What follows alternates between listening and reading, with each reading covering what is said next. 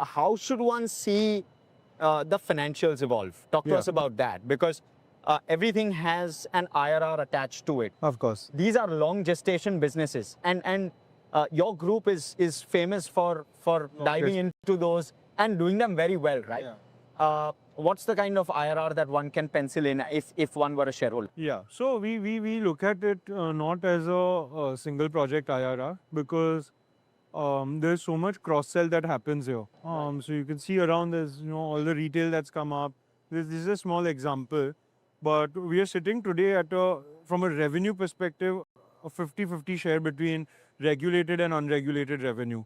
In my knowledge, or like from my foresight, I think this share is going to go up from share of non-regulated is going to go up to 90% in the coming years. Okay. Primarily driven by the investments that we're doing in city side. So we're doing in our first phase developing 14 million square feet of leasable area, and adding 2 to 3 million square feet every year. And the total potential is like 250 million square feet across all the airports. And that's how we look at it. We look at it as a, what is my return on capital across investments on these three assets? Because you have retail, which is very low investment, but very high return. Right. More working capital inventory driven. You have airports, terminals, airfield, which is sort of regulated 12.5%, 13% return on capital, fixed but mature.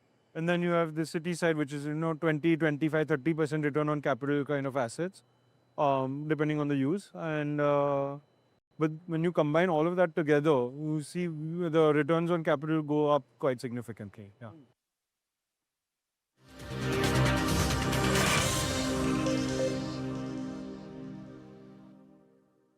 Jeet, what stops you from doing it under the current model, where you're managing airports? Yeah. Why get into this PPP business where it's capital intensive and the like, right? What's the attraction there? No, so look, it's all about how you can control and execute the narrative better. Okay. So you look at this terminal itself. Yeah, we invested in the terminal Right. as a PPP partner. Yes. We invested in all the retail underneath. We invested in all the services that are being done.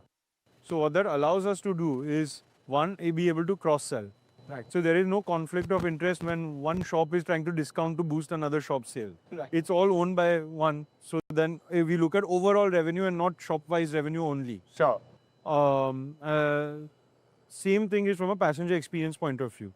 Today, when you are controlling the entire narrative from a check-in to a shop sale to a flight boarding to a bus transport to the flight, the training, quality of equipment, everything you put in the same standard and operating procedures, you are able to control that much better from a passenger point of view. Today, otherwise, unfortunately, in a lot of airports, you go and the airport operator doesn't run most of the things. They're not responsible for anything. They just build a terminal and that's it.